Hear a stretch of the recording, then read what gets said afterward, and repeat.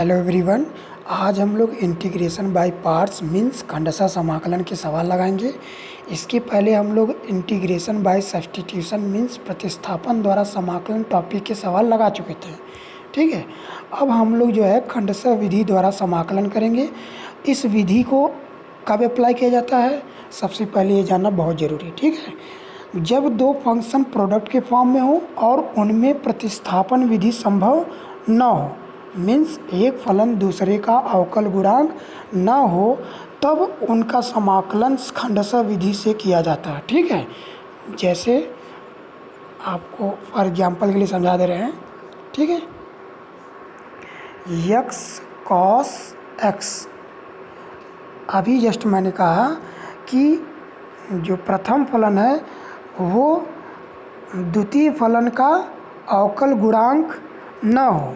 ठीक है, मीन्स प्रतिस्थापन विधि संभव न हो, तब हम लोग यहाँ पे खंडशः विधि द्वारा क्या किया जाएगा, समाकलन किया जाएगा। ठीक है, अब खंडशः विधि के अनुसार दो फलनों खंडशः विधि के अनुसार दो फलनों के गुणनफल का समाकलन का जो सूत्र है वो आपका ये निकल के आता है। ठीक है, इसको देख लेते हैं डीपली में। ठीक है, देखिए यहाँ पे दिया है दो फलनों के गुणनफल का समाकलन। प्रथम फलन f1x है इंटू द्वितीय फलन जो है f2x है। ठीक है, अब इसका समाकलन का जो फार्मूला है ये आपका निकल के आता है। ठीक है, तो जब दो फलनों के गुणनफल का समाकलन करना होता है तो वहाँ उसका जो फार्मूला निकल के आता है वो होता है प्रथम फलन इंटू द्वितीय फलन का समाकलन माइनस ब्रैकेट में प्रथम फलन का अवकलन इंटू द्वितीय फलन का समाकलन ब्रैकेट क्लोज का समाकलन। ठीक है, आ समझ में। तो यहाँ पे अब एक बात ये निकल के आती है कि खंडशः समाकलन में द्वितीय फलन का समाकलन करना होता है। ठीक है, तो हमें ऐसे फलन को द्वितीय फलन लेना चाहिए या ऐसे फंक्शन को जो है सेकंड मानना चाहिए जिसका जो समाकलन आसानी से हो जाए। ठीक है, अब इसके लिए हमको जो है चूज करना पड़ेगा। चूज का मतलब कि फंक्शन को चयन करना पड़ेगा। ठीक है, उसके लिए आपका एक फार्मूला मतलब एज एक ट्रिकी वे में हम उसको कहना चाहेंगे तो आपका जो है एक वर्ड आता है निकल कर आइलेट। ठीक है,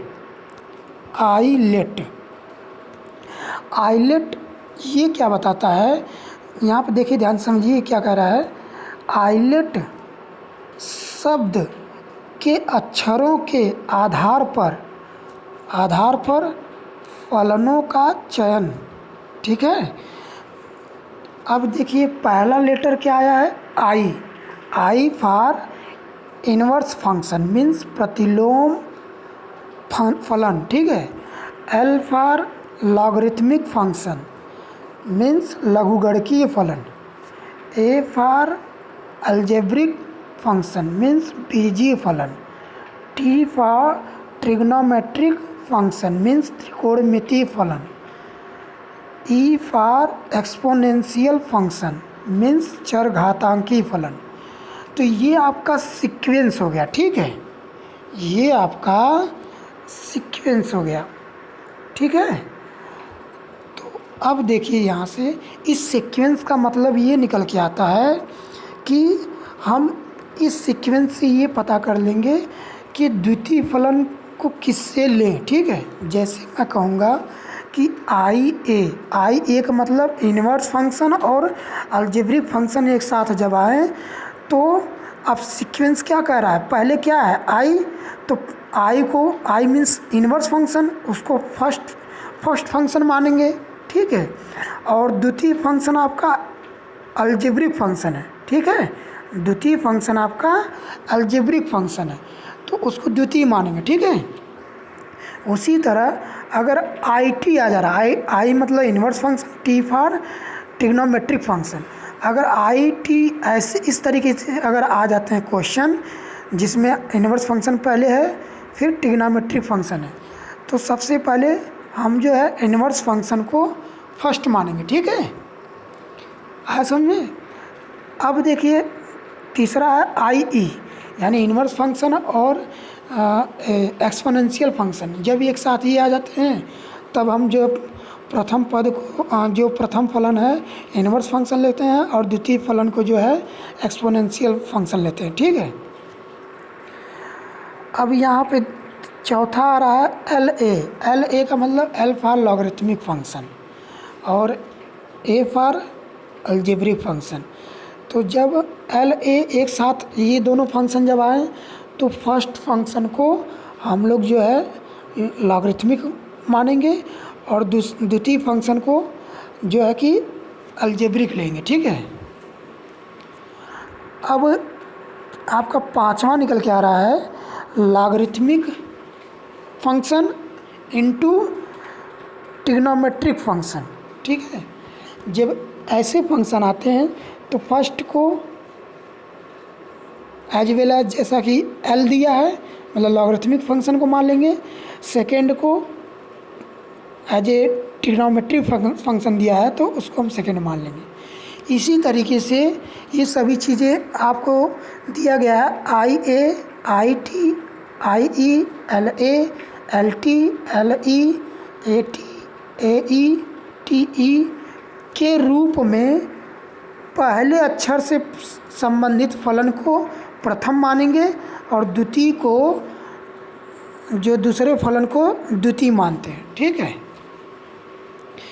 मेरे कहने का मतलब कि आपका जैसे ये प्रतिलोम फलन का मतलब जिसमें आपके कौन कौन से ऐसे फंक्शन आ जाते हैं जो इन्वर्स फंक्शन होते हैं, जैसे आपका साइन इन्वर्स। ठीक है, साइन इन्वर्स एक्स, कास इन्वर्स एक्स, तो ये सब इस तरीके के जो फंक्शन होते हैं that is known as inverse function. ठीक है, अब लॉगरिथमिक फंक्शन मीन्स लघुगणकीय फंक्शन। इसमें किस टाइप के फंक्शन आते हैं, जैसे आपका लॉग एक्स आ गया। ठीक है, तो ये लॉगरिथमिक फंक्शन हो गया। ठीक है, अब बीजी फंक्शन में मतलब बीजी फलन में कौन से आ जाते हैं, जैसे यक्स के पावर कोई भी जो है पूर्णांक घात हो। ठीक है, तो वो आपका एज ए अलजेब्रिक फंक्शन में आ जाता है। ठीक है, जैसे यक्स स्क्वायर, यक्स के पावर -5, यक्स के पावर 6, ये सब अलजेब्रिक फंक्शन है। ठीक है, अभी आप ये त्रिकोणमितीय फंक्शन का मतलब एज ए ट्रिग्नोमेट्रिक फंक्शन, तो जैसे साइन एक्स, कास एक्स, ठीक है, टैन एक्स, ये सब जो है ट्रिग्नोमेट्रिक फंक्शन है। ठीक है, अब ये आपका लास्ट है एक्सपोनेंशियल फंक्शन जिसको बोलते हैं चरघातांकीय फलन। ठीक है, जैसे e के पावर x, ठीक है, a के पावर x, ये आपका एक्सपोनेंशियल फंक्शन सब आ जाएंगे। ठीक है, इस तरीके के जो हैं, तो आपको क्या करना है यहाँ पे, सबसे पहले हमने यही अभी जस्ट बताया हुआ है कि अगर दो फंक्शन प्रोडक्ट के फॉर्म में हो और उसका फार्मूला आपका ये निकल के आता है, तो इसमें खंडशः समाकलन में ये देखा जा रहा है कि जो द्वितीय फंक्शन है उसका समाकलन होना है। तो जब द्वितीय जो आपका द्वितीय फलन है उसका जब समाकलन होना है तो हम द्वितीय फलन उसी को मानेंगे जिसका जो है आसानी से समाकलन हो सके। ठीक है, तो उसके लिए आपका एक वर्ड निकल के आता है जिससे हम आइलेट कहते हैं। ठीक है, आइलेट का मतलब ये एक सीक्वेंस में, सीक्वेंस का मतलब ये है, ध्यान समझिएगा, ये आपका एक सीक्वेंस है। आई एल अगर आ गया तो आई एल का मतलब इन्वर्स फंक्शन पहले आया है, फिर लॉगरिथमिक फंक्शन आया, इन्वर्स फंक्शन, फिर मान लीजिए इन्वर्स फंक्शन और अलजेब्रिक फंक्शन आ गया, तब हम इन्वर्स फंक्शन को प्रथम फलन और जो है अलजेब्रिक फंक्शन को जो है द्वितीय फलन मानेंगे। जैसे मेरे कहने का मतलब ये है कि आप एक एग्जाम्पल ले सकते हैं, ठीक है, जैसे यक्स कॉस यक्स, यक्स आपका जो है ये इसको बोलेंगे अलजेब्रिक फंक्शन, और कास यक्स ये आपका क्या है, इसको हम कहेंगे जो है ट्रिग्नोमेट्रिक फंक्शन, ठीक है। तो यहाँ पे हम लोग प्रथम फलन x को मानेंगे और द्वितीय फलन cos x को मानेंगे, ठीक है। एक्चुअली यहाँ पे तो होने को हो जा रहा है द्वितीय फलन का समाकलन आसानी से, ठीक है। और यहाँ पे अगर हम जस्ट इसका रिवर्स अगर मान लेंगे तो यहाँ पे एक चीज़ निकल गया आता है कि अगर हम जो है यक्स का अगर यक्स को अगर द्वितीय फंक्शन मान लेंगे तो उसका अगर हम समाकलन करते जाएंगे तो क्वेश्चन जो है ब्रॉड होता चला जाएगा, ठीक है। ये कैसे हम समझेंगे, आगे जब हम सवाल लगाएंगे तो ये चीज़ें अच्छी तरह से क्लियर हो जाएंगी, ठीक है। तो ये सीक्वेंस देखना है, ठीक है। अभी जैसे यहाँ पे मैं ये कह दे रहा हूँ कि आपका जैसे cos x इंटू एक्स दे दिया है, तो पहले क्या आया है, हाँ पहले आपका यहाँ पे तो ट्रिग्नोमेट्रिक फंक्शन हो गया t, और x क्या है, ये है जो आपका इसको क्या बोलेंगे अलजेब्रिक फंक्शन, ठीक है, यानी a आ गया। तो अब ये हमें देखना है कि आइलेट में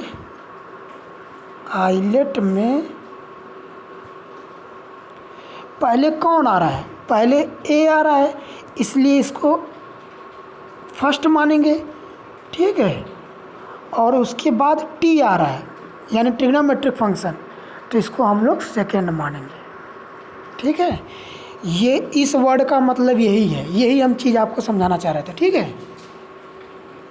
चलिए अब इसमें कुछ कंडीशंस हैं, ठीक है। कंडीशन क्या है, जैसे अगर आपका ये देखो ये टी अगर आ जाए यानी ट्रिग्नोमेट्रिक पहले आ जाए, फिर ये क्या नाम है एक्सपोनेंशियल फंक्शन आ जाए, अगर इस फंक्शन में दो प्रोडक्ट के फॉर्म में दो फंक्शन है तो उसमें हम किसी को भी फर्स्ट या सेकंड मान सकते हैं, ठीक है। ये पहली कंडीशन है। दूसरा देख लो ए आई और ए एल यानी अलजेब्रिक और इन्वर्स फंक्शन, अगर ये दो साथ आते हैं, या फिर ये वाला देख लो अलजेब्रिक फंक्शन या लॉगरिथमिक फंक्शन, ये दोनों साथ आते हैं, तब हमेशा ए को द्वितीय मानते हैं यानी दूसरा द्वितीय फलन मानते हैं, ठीक है। अब तीसरा देख लीजिए, तीसरा क्या कह रहा है, I L A T E, कोई भी इसका गुणांक, अगर मेरे कहने का मतलब है कि अगर केवल इन्वर्स फंक्शन आए, केवल लॉगरिथमिक फंक्शन आए, इन्वर्स फंक्शन, केवल लॉगरिथमिक फंक्शन, केवल अलजेब्रिक फंक्शन आए, केवल ट्रिग्नोमेट्रिक फंक्शन आए, केवल एक्सपोनेंशियल फंक्शन आए, अगर तो इनका अगर जो है मुझे जो है इंटीग्रेशन करना है तो सबसे पहले इसके गुणांक को हम 1 मान लेंगे, यानी इसके मल्टीपल में 1 मान लेंगे, इसके मल्टीपल में 1 मान लेंगे। तो अब होगा क्या कि यहाँ पे अब ये बात निकल के आती है कि इसमें किसको फर्स्ट लें किसको सेकेंड, तो यहाँ पे बताया गया है कि इसमें एक को द्वितीय फलन मानते हैं, यानी 1 को द्वितीय फलन मान लो और बाकी इसको फर्स्ट मान लो, इन सभी को फर्स्ट मान लो और इसको द्वितीय मान लो, ठीक है। चलिए अब हम लोग आगे बढ़ते हैं।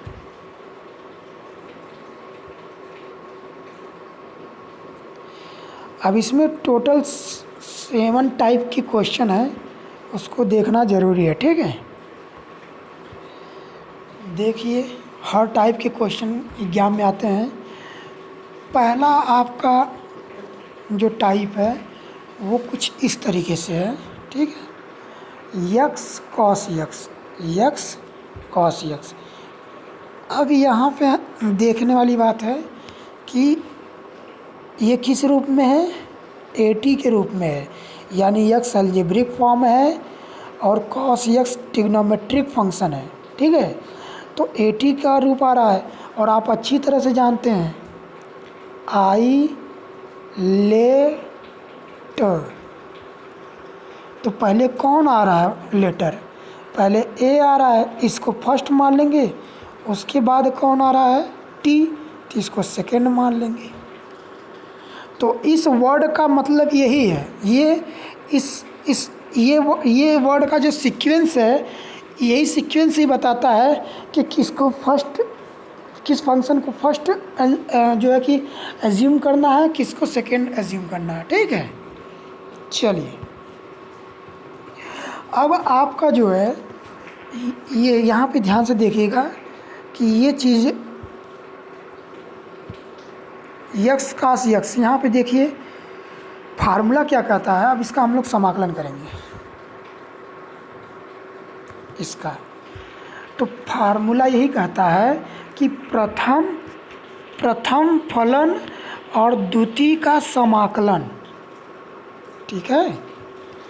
प्रथम फलन और द्वितीय का समाकलन, देखो द्वितीय का समाकलन हुआ है, फिर माइनस ब्रैकेट में प्रथम फलन का अवकलन, द्वितीय फलन का समाकलन, ब्रैकेट क्लोज, पूरे का समाकलन, ठीक है। आ समझ में? तो ये फार्मूले पे जो है कि सेट कर दिया गया है। तो यक्स को एज इट इज़ रहने देंगे, ठीक है। कास यक्स का समाकलन you have also know about integration of cos x, ठीक है। इंटीग्रेशन ऑफ कॉस यक्स क्या आएगा, साइन यक्स आ जाएगा, माइनस का माइनस ही है। अंदर देखिए यक्स का अवकलन किया गया है, तो उसका उस यक्स का जो है अवकलन 1 होगा और कास यक्स का समाकलन साइन यक्स होगा, ठीक है। फिर ये समाकलन पूरे का ही है, इस पूरे का पूरा समाकलन करना ही है अभी, तो इसलिए ये चीज़ यहाँ पे लगा हुआ है, ठीक है। तो यहाँ से ये 1 हो गया और यहाँ से साइन यक्स हो गया। अब इसका फिर से मुझे समाकलन करना है, तो यहाँ पे साइन यक्स साइन यक्स को एज इट इज़ रहने दिए। अब यहाँ पे माइनस था, यहाँ पे प्लस कैसे हो गया, क्योंकि साइन यक्स का जब हम समाकलन करते हैं तो आता है माइनस कॉस यक्स, इसलिए माइनस का मल्टीप्लाई होने पे प्लस हो गया है और ये कॉस यक्स हो गया प्लस सी। जैसा कि हम लोग डेफिनिट इंटीग्रेशन पढ़ रहे हैं, इसलिए प्लस इंटीग्रेशन कांस्टेंट आ गया, ठीक है। और मैंने क्लास में पहले भी डिस्कस किया हुआ था कि इंटीग्रेशन कांस्टेंट क्यों आता है, ठीक है। चलिए, अब देखिए एक टाइप का और देख लिया जाए, फिर हम लोग जो है आगे चीज़ें समझते चलेंगे, ठीक है। अब देखिए आपका जो दूसरा क्वेश्चन है वो log x अपान यक्स स्क्वायर है। तो सबसे पहले हम लोग log x को एज इट इज़ रहने दे रहे हैं, एज इट इज़ का मतलब उसी तरह रहने दे। यक्स स्क्वायर जो है उसकी देखो यक्स की घात जो है वो +2 है और जब ऊपर उसको हम लेके जाएंगे तो -2 हो जाएगा। अब यहाँ पे आपका जो फंक्शन वो जो दिया है, कौन कौन सा फंक्शन दिया है, लॉगरिथमिक फंक्शन है और अलजेब्रिक फंक्शन है, ठीक है। और जैसा कि आप जानते भी हैं आई लेट, तो कौन कौन सा दिया है, यल और ए दिया है, ठीक है। तो इसका सीक्वेंस पहले यल आ रहा है कि ए आ रहा है, तो पहले यल आ रहा है, इसलिए इसको फर्स्ट मानेंगे और इसको सेकेंड मानेंगे, ठीक है। देखिए log x को फर्स्ट मान लिया जाएगा और एक्स के पावर -2 को सेकेंड। तो अब हम लोग फार्मूले के बेसिस पे इसको ब्रेक करेंगे, ठीक है। तो प्रथम फलन द्वितीय का समाकलन, द्वितीय का मतलब एक्स के पावर -2 का समाकलन, एक्स के पावर -2 का समाकलन करना है, ठीक है।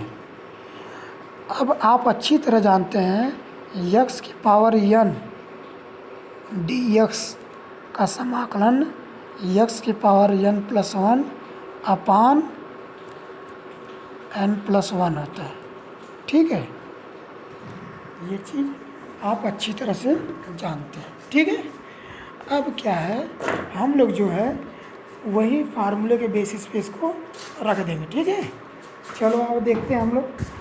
अब आपका जो निकल के आता है वो है, ये देखिए यहाँ पे देखिए, अब x के पावर -2 dx है, फार्मूला भी जस्ट मैंने लिखा था कि x की घात में एक जोड़ देंगे, बट्टे जो एक्सपोनेंट में है x के वो अपान में एज इट इज़ नोट कर देंगे। मीन्स x के पावर -2 +1 अपान -2 +1, ठीक है।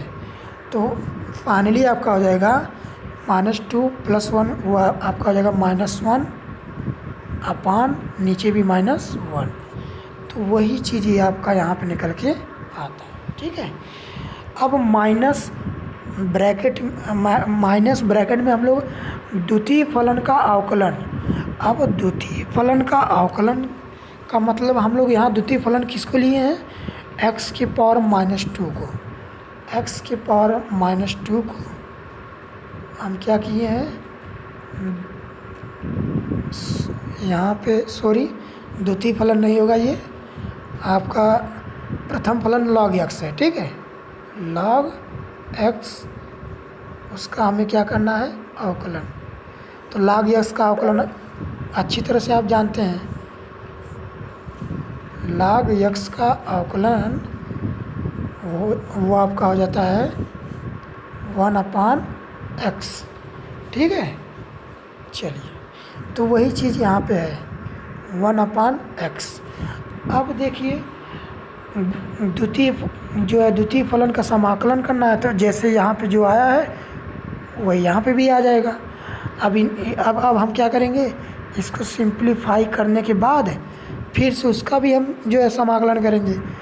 अब देखिए यहाँ से ध्यान से देखिए, ये इसको हम सिंप्लीफाई करने के बाद -1/x, आप अच्छी तरह जानते हैं जब x की पावर -1 है तो यहाँ पे एक्सपोनेंट -1 है, +1 करने के लिए 1/x हो जाएगा, ठीक है। तो वो चीज़ नीचे आ गया और माइनस आपका यहाँ पे ऑलरेडी है, तो ये माइनस यहाँ पे आ जाएगा, ठीक है। और log x है यहाँ पे। और अब देखिए उसी तरह नीचे क्या है, यहाँ पे ध्यान से देखिएगा, इसको सिंप्लीफाई करने के बाद जैसे 1/x है इंटू x की पावर -1 है।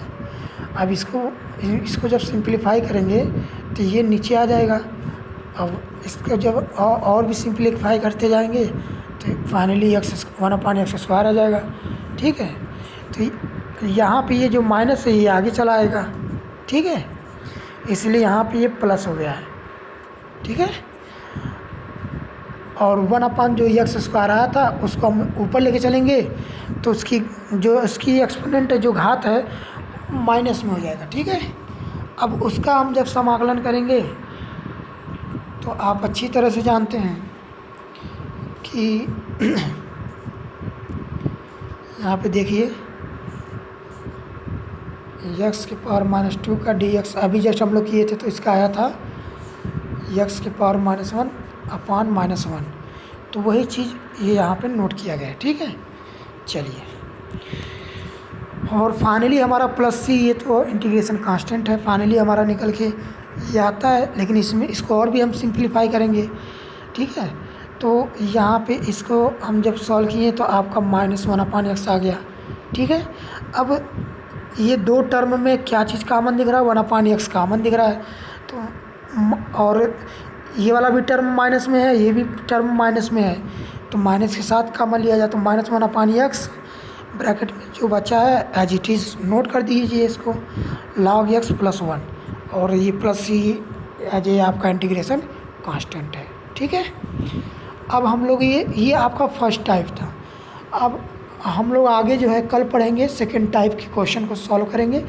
बाकी आपके जो भी क्वेश्चन या डाउट्स वगैरह जो भी हैं उसको आप लोग क्लियर कर लीजिएगा। ठीक है, कमेंट सेक्शन में आप उस क्वेश्चन को पुटअप कर सकते हैं। ठीक है, ओके, इट्स ओके।